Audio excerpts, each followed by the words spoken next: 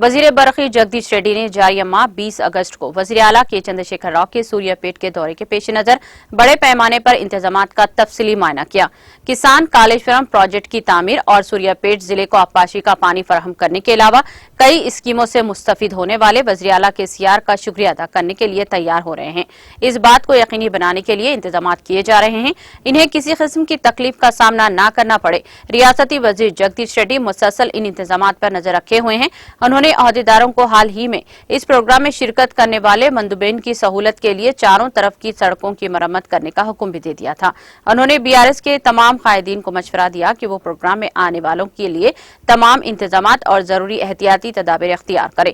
रियासती वजीर जगदीश रेड्डी ने बताया कि इस महीने की 20 तारीख को वज़ीर आला के सीआर अपने दौरा सूर्यापेट के मौके पर जदीद तामीर करदा इंटीग्रेटेड कलेक्ट्रेट इमारत, जिले पुलिस दफ्तर, medical college, integrated model market, sewerage treatment plant और बीआरएस पार्टी ऑफिस का इफ्तिताह करेंगे। बाद अज़ां वज़ीर आला के सीआर मुकामी ज़राई मार्केट कमेटी के करीब 70 एकड़ अराजी पर मुनक़िदा भारी जलसे आम से खिताब भी करेंगे।